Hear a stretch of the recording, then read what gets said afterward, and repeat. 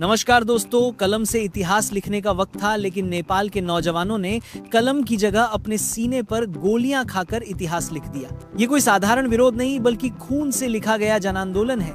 नेपाल की धरती इन दिनों बारूद और आंसुओं से लथपथ है। स्कूल बैग टांगे बच्चे, कॉलेज में पढ़ते छात्र, बेरोजगारी से त्रस्त नौजवान और भूख से लड़ते आम लोग सब एक साथ सड़क पर उतर आए हैं। ये विद्रोह सिर्फ सोशल मीडिया बैन के खिलाफ नहीं है, बल्कि दशकों के भ्रष्टाचार, बेरोजगारी और आर्थिक तबाही के खिलाफ खड़ा एक तूफान है। 4 सितंबर 2025 को ओली सरकार ने अचानक से 26 सोशल मीडिया प्लेटफॉर्म बंद कर दिए। Facebook, WhatsApp, YouTube, Instagram, Twitter, LinkedIn, Reddit, signal, Snapchat सभी पर ताला जड़ दिया गया। सरकार ने तर्क दिया कि ये कंपनियां नेपाल में टैक्स नहीं देती, दफ्तर नहीं खोलती, लेकिन असली वजह कुछ और बताई गई कि चीन से रिश्वत लेकर टिकटॉक को बढ़ावा दिया जा रहा था और बाकी प्लेटफॉर्म्स को रोक दिया गया। लेकिन जनता ने इसे केवल तकनीकी कदम नहीं माना, युवाओं ने इसे अपनी आवाज पर हमला माना।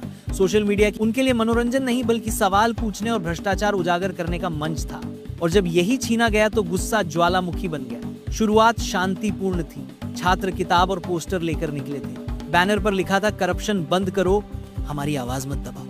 लेकिन सरकार ने संवाद की बजाय लाठीचार्ज और आंसू गैस से जवाब दिया। इसके बाद रबर बुलेट चली और फिर असली गोलियां। निहत्थे बच्चों पर हथियार चलाए गए और देखते ही देखते आंदोलन बन गया। 8 सितंबर को काठमांडू की बात, संसद के बाहर हजारों लोग जमा हुए। बैरिकेड तोड़े गए, संसद भवन पर हमला हुआ, पुलिस ने आंसू गैस छोड़ी, गोलियां चलाई। लेकिन जब लाखों लोग निकल आए तो पुलिस भी पीछे हट गई। नेपाल की सड़कों पर जो दृश्य दिखे वे रोंगटे खड़े करने वाले थे। एक स्कूली बच्चे का बैग सड़क पर पड़ा था और वही बच्चा गोलियों से छलनी हो गया। एक प्रदर्शनकारी का खून से भीगा जूता जमीन पर पड़ा था, जो पूरी व्यवस्था का आईना बन गया। एक अधेड़ आदमी सेना के सामने खड़ा होकर चिल्ला रहा था, मार लो अगर हिम्मत है तो। उस दिन 19 युवाओं की जान गई। 17 काठमांडू में और बाकी देश के अलग अलग हिस्सों में 3000 से ज्यादा लोग घायल हुए। ज्यादातर 15 से 28 साल की उम्र के थे। वही पीढ़ी जो नेपाल का भविष्य थी, सरकार ने उसी एक भविष्य को गोलियों से छलनी कर दिया। इस जन आंदोलन की गूंज इतनी तेज थी कि सत्ता की नींव हिल गई। मंत्री विदेश भागने लगे, होम मिनिस्टर ने इस्तीफा दिया, प्रधानमंत्री तक को पद छोड़ना पड़ा। अंततः सोशल मीडिया बैन वापस लेना पड़ा। लेकिन जनता ने पूछा, क्या बहुत देर नहीं हो चुकी? जनता सिर्फ बैन हटवाने नहीं उतरी थी, जनता साफ और ईमानदार शासन चाहती थी। नेपाल का यह आंदोलन पूरी दुनिया की सुर्खियों में आ गया। अंतर्राष्ट्रीय मीडिया ने लिखा कि निहत्थे छात्रों पर लाइव फायरिंग अंतर्राष्ट्रीय कानून का उल्लंघन है। रिपोर्टों में साफ कहा गया कि ये सत्ता की क्रूरता और जनता के सब्र की सीमा का नतीजा है। नेपाल की तस्वीरें देखकर लोगों को श्रीलंका 2022 की याद आई, जब जनता राष्ट्रपति भवन में घुस गई थी। बांग्लादेश 2024 की याद आई, जब छात्रों के विद्रोह ने सरकार गिरा दी थी। नेपाल की हालत भी वैसी ही हो गई। असल वजह सिर्फ सोशल मीडिया बैन नहीं थी, ये गुस्सा वर्षों से जमा हुआ था।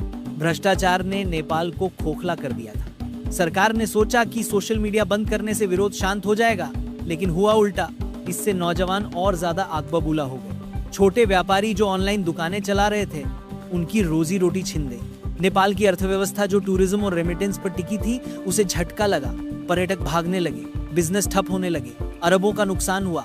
कर्फ्यू लगाया गया, इंटरनेट बंद कर दिया गया, आर्मी उतार दी गई, लेकिन जनता नहीं रुकी। हर जगह लोग सड़कों पर उतरे। आर्म्ड व्हीकल्स के आगे बच्चे लेट गए। संसद भवन में आग लगाई गई। लोग चिल्ला रहे थे, जब लाखों लोग आएंगे तो कितनों को मारोगे। ये भीड़ सिर्फ भीड़ नहीं थी, ये हिमालय थी जो सत्ता को जड़ से हिला रही थी। घायल बच्चों के वीडियो दुनिया भर में वायरल हुए। एक युवक जिसका माथा फटा हुआ था, पट्टी बंधी थी, फिर भी हाथ में माइक लेकर चिल्लाता रहा, हम डरते नहीं है, बिकते नहीं है, हम तुम्हें उखाड़ फेंकेंगे। ये सिर्फ नारा नहीं था, ये 347 घायल युवाओं का खून बोल रहा था। आज नेपाल की जनता सरकार से पूछ रही है, क्या सिर्फ बैन हटाना काफी है? क्या मरे हुए बच्चों की जिम्मेदारी कोई लेगा? क्या भ्रष्टाचार रुकेगा? क्या बेरोजगारी का हल निकलेगा? नेपाल के युवा कह रहे हैं कि अब सिर्फ सोशल मीडिया नहीं चाहिए, बल्कि पारदर्शी और ईमानदार शासन चाहिए। दुनिया की निगाहें नेपाल पर टिकी हैं। यह आंदोलन साबित कर चुका है कि जब जनता जागती है तो सबसे ताकतवर सत्ता भी टिक नहीं पाती। नेपाल का यह आंदोलन सिर्फ एक घटना नहीं, बल्कि इतिहास का नया अध्याय है।